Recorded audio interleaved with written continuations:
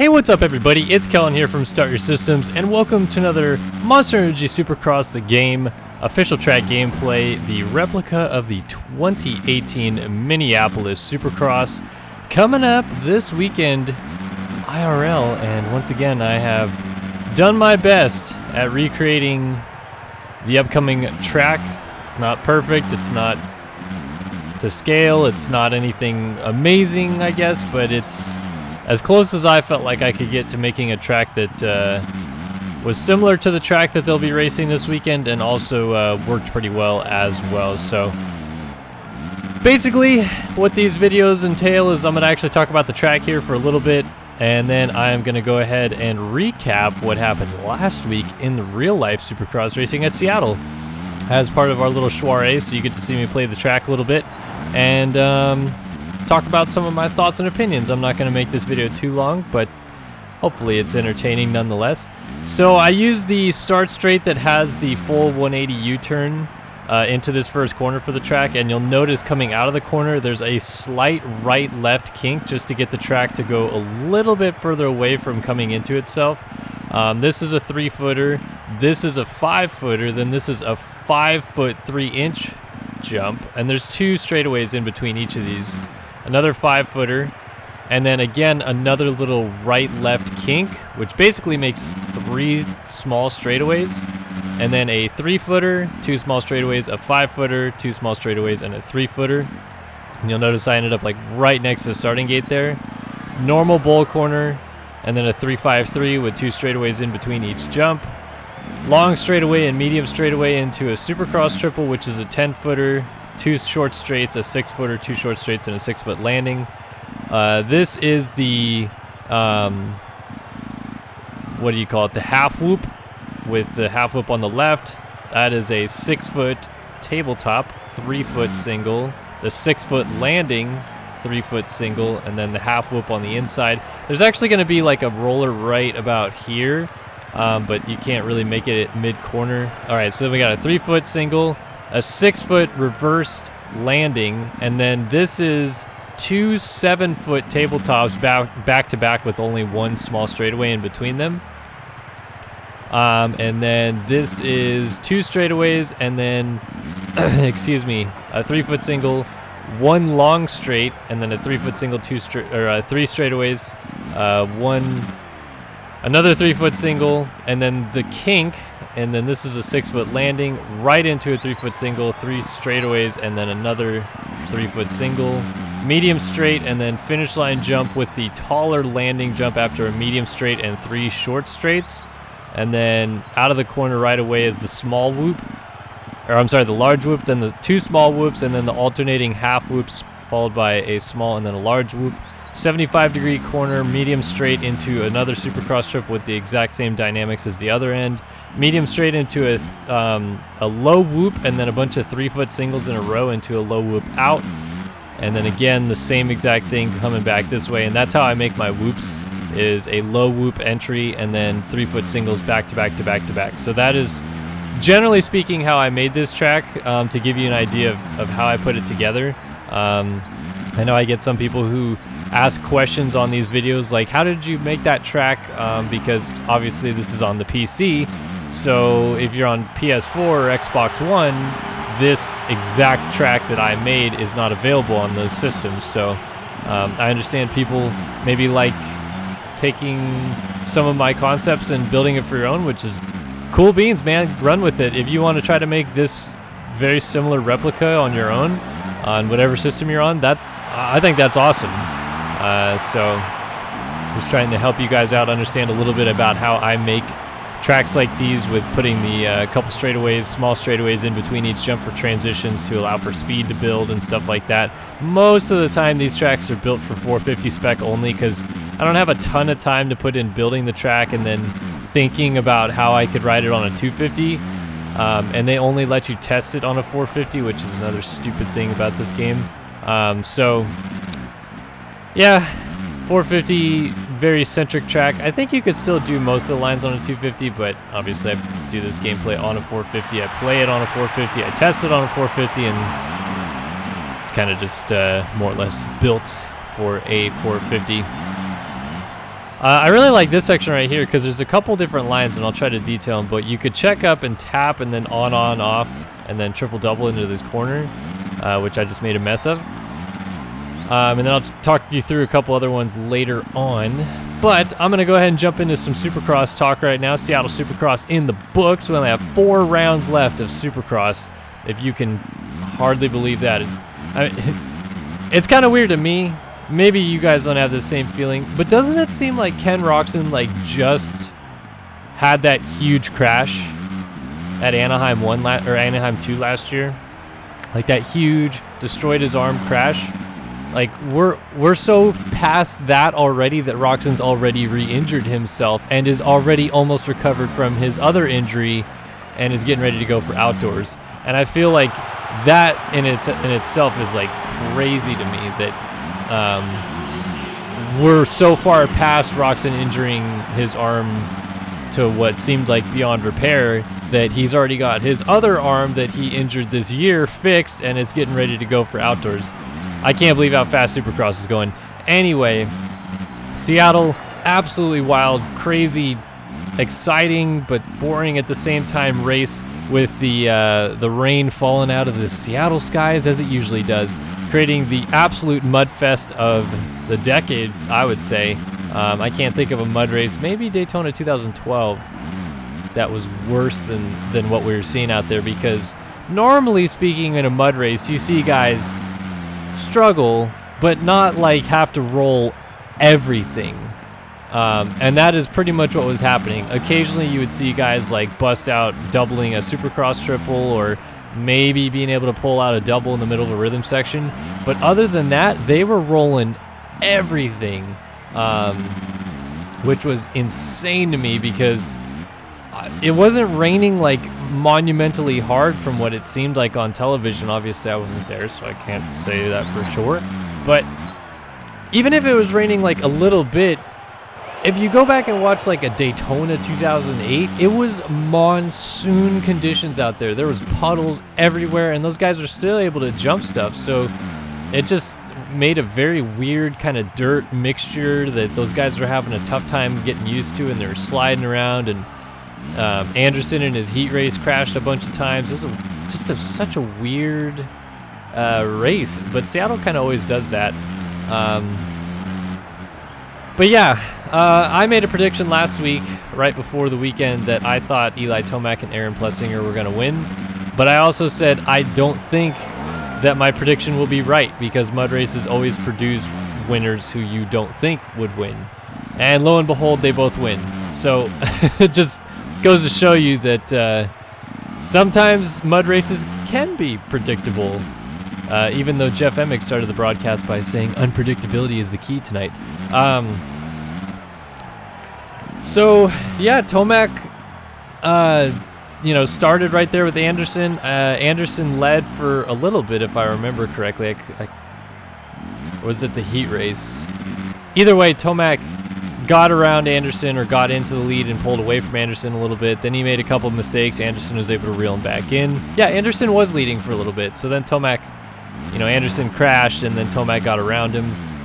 And they just stayed right there, close gap. Like, it was kind of weird because with how many mistakes were happening, you would think that there'd be more parity, I guess, between the top two. But they really stayed pretty similarly apart most of the race. There wasn't ever really like one or two times that they got together that there was like an actual battle. Like, for the most part, Anderson either had a comfortable lead or Tomac had I wouldn't call it comfortable, but a lead. Meanwhile, the rest of the field was having the night of their lives, sliding around like Disney on Ice characters, it seemed, because I would have thought that this would be a really good night for Chad Reed, and it was. But I also would have thought that that meant that he could actually kind of challenge for a win. He's really good in the mud. He's really good in those type of conditions. And although it is physically demanding to ride in those conditions, they did significantly, which I'll get to that in a second, shorten these races up, which kind of more or less provided the opportunity to say, forget about it. I'm just going to wing it and see what happens. But I didn't really feel like anybody else took advantage of that opportunity. Like, it was a pretty standard top 5 for the most part, because it went Tomac, Anderson, Musquin. Tickle being up there is kind of a surprise, but he's also, like, last time we raced in Indy, he was in 2nd until he crashed. So it's not like I think he was starting to figure it out. And then 5th was Webb, which, you know, if you go back and look at the field that was actually racing, exchange Webb for maybe Pike, Baggett, Brayton, or Wilson, but that would, you know, those 9 guys would probably fall right to where about Webb is speed-wise all year long. So I wasn't really shocked by the top 5, which normally you would think would be the case with a mud race, but that's how it turned out. Now, the big storyline, it seemed like, from this event that came out of it was Chad Reed. While he was in 6th, he had just gotten passed by Webb on the last lap of the race. He had Bowers all over him, but his bike was literally blowing up coming to the line, and he almost beat Bowers back to the line, but then the bike hung in a rut, and then it was pretty much toast at that point. I think he had it wide open, blowing up, like smoke pouring out of everything, but I don't think there's any drive going through the crank or anything like that. I think he was, or I mean, I think the crank was going, but I don't think it was really doing much of anything other than just literally seeing the last bits of the engine. There wasn't any really drive from the crank going to the countershaft sprocket or anything like that. It was just toast. So I think he just pushed it as far as he could. He got it over the transponder line and ended up 7th, but yeah, like, it was a cool moment for Reed, and like shows true heart and determination, because I think he didn't really realize that he was going to finish 7th anyway, but he was going to finish 7th anyway because he was the last rider on the lead lap. He could have stopped completely. He could have just left his bike there and still finished 7th. That doesn't detract from what he tried to do, which is get it over the line to make sure 8th, 9th, 10th, and whoever else might have come would get by him. And I think just in the heat of the moment, he didn't think about anything other than getting that damn bike over the line, which I love, because honestly, I'm a Reed fan. I'll admit it. And I feel like he's been getting just way too much flack this year for showing up on his own dime and doing it. If he was still taking up like a factory spot and struggling to 15ths each week or something like that, I could see people raising eyebrows, but like, he's full-blown coming back just like he did with 22 Motorsports on his own dime, putting his own program together and going out there really just for the heck of it, kind of for the fun of it. But I see people all the time, oh, he's just in it for the start record. Oh, you know, he's trying to rake in money. Honestly, he's probably losing quite a bit more money than getting money by doing this whole thing. So I think it's cool to see these legends that we hold so dearly to continue with the passion of the sport and trying to do well. Can't say the same for Carmichael, Villapoto, Dungey, Stewart. All these guys that we idolized the last 15 years are gone. It's over. Stewart is, you can argue all you want, he's not coming back. Carmichael retired well before he probably could have. I think he if Carmichael didn't retire in 2007, I'm sorry, Chad Reed, but I think Carmichael wins the Supercross title in 2008 and just adds more and more accolades to his records. Like, he bowed out because he was done. And the same for Villapoto, and on some level the same for Dungey. Dungey had a fairly long career, but still, when it was over, it was over. But Reed is still out here chugging along. And for 7th place in a mud race in Seattle, he's willing to blow up his bike and just do anything he can to get over the line. And I think that shows a lot of heart and determination. I mean, I'm kind of blowing the guy at this point, but seriously, like, if you were laying all over Reed before, I don't see why you still can at this point. Like, he's out there to ride his dirt bike, have fun, put on a show for the fans, but he's ultimately out there because he still believes he's, you know, a threat amongst those guys, and he is, because he's been in every main event this year, and I think he's 8th or 7th in points now. You know, the true Iron Man of the sport. All these young kids come in, race, crash their brains out, and then it's, you know, they sit out half the year while Reed's out there still kicking it. And honestly, I'm surprised that he's not more of a sponsored dream, because last couple of years he has been at pretty much every Supercross race. So anyway, I digress about that. I do want to touch real quick, though, on the whole shortening of the main events thing, which I think was absolutely ludicrous. You could agree to disagree with me if you want. That's fine. I don't care. But I thought it was stupid. They're timed main events. They're not going to affect the laps or anything like that. They're timed. Yes, if they shorten the 450 main, we don't get the epic Chad Reed blowing his bike up at the line thing. But, I mean, really? Like, this wasn't Daytona 2008. Guys were frying clutches because they were literally going swimming. There was swimming pools all over the track, and every lap they would kerplunk themselves into a swimming pool, and the engine would go up in smoke, and then it would just burn off all the steam after, you know, lap after lap. But you can only do that for so long before you flood the motor, or you fry the clutch with how often you're going in and out of gears and stuff like that through these straightaways and bogging the bike out of corners. And I just didn't feel like this track was necessarily that demanding on bikes so much as guys were just asking too much of it and just using their clutch like crazy. Nobody was using a Recluse Auto. I don't get it. Like, it just seems like, you know, just they shortened the 250 main to be 8 minutes in a lap. That's literally basically I'm gonna get mad about this again. They halved the 250 main.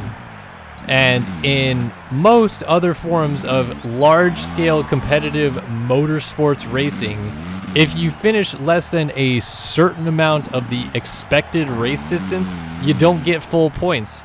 I'm sorry, 250 guys who worked their balls off to do really well at Seattle, but I really think that race should count for half points, because you have situations like where Phil Nicoletti gets caught in the mud for half a lap, and instead of having any time whatsoever to make that up, the race is over 2 laps later. I think they went 7 laps. How is that a main event? I'm just... Like, I get it. It was a mud race. It was crazy. It was sketchy. And guys were blowing up their bikes. And all of this chaos. But come on. They're the best in the world. They should know how to lay off the clutch here and there in a mud race to not blow up their bikes and somehow last for, you know, that I really thought they shortened them initially to 12 and 17. I would have thought 12 and 15 maybe would be better. But either way, I was like, why would you shorten it once? And then the track honestly probably got better from when they shortened it. They, you know, bulldozed the whoops. They cleaned up a lot of sections. The ruts were getting formed a little bit better. The track was kind of wearing in, and guys weren't having as much of a problem getting around. And then they're just like, nah, let's half it. It's stupid. It's so stupid. And I feel like most of the riders that I heard talk about it agreed. They were like, what's the point? We're here as the best riders in the world. We should have to race longer races in all conditions.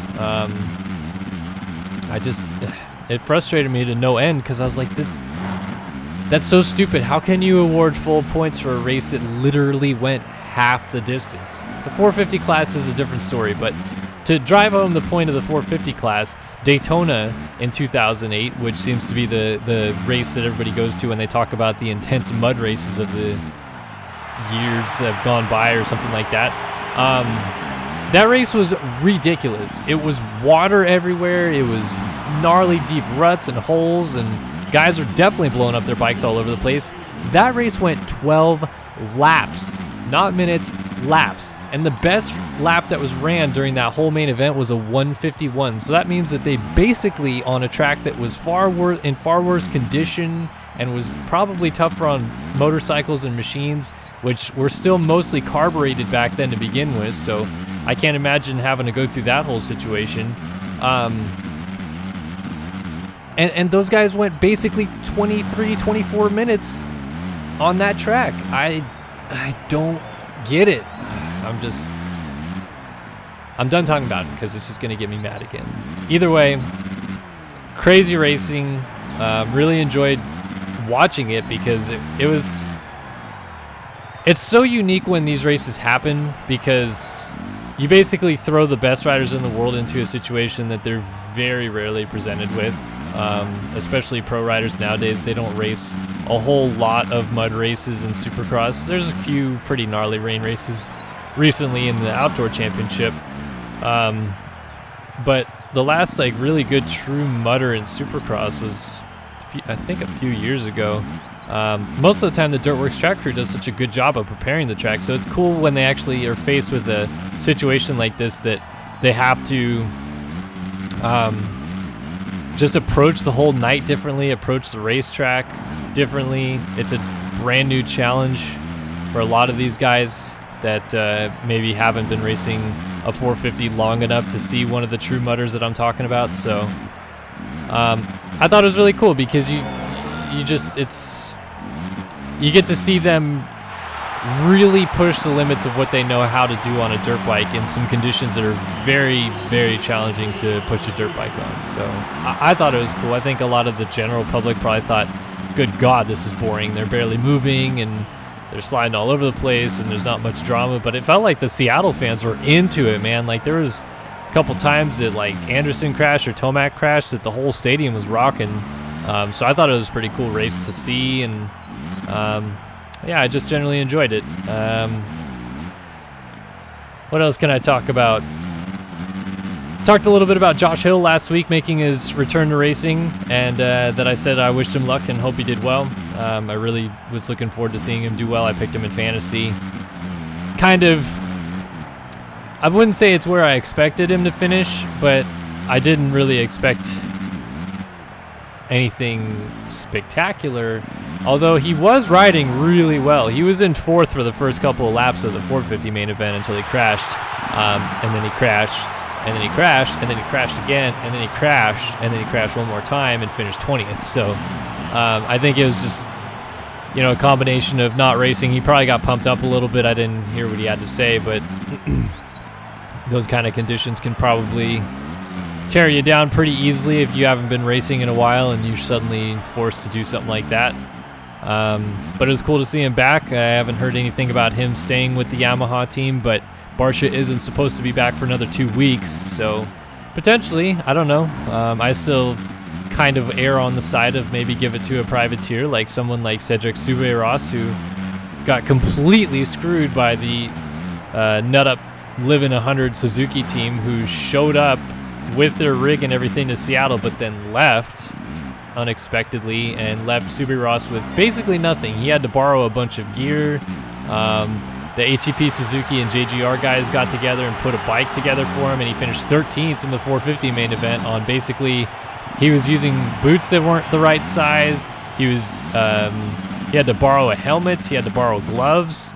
Fortunately, he brought his jersey and pants, but he kind of had thought the team would bring the rest, and that whole situation sucks. But yeah, Soubeyras is again kind of without a ride. It sounds like they might keep him, but at HEP Suzuki, but still, you know, factory Yamaha has a seat open. Josh Hill, if he's not going to race anymore, maybe Cedric Soubeyras, or maybe Ben LeMay, or I don't know, somebody. Soubeyras seems like the best fit though because he's available. And then yeah, we have the Triple Crown again this weekend. It's going back east with the 250 class. Oh man, I love these Triple Crown races. Should be more of them, but it's going to be the last one of the season, and I don't really feel like we're going to see that many fireworks this weekend. There's not really much left to play for. The 450 title chase is pretty much all but decided.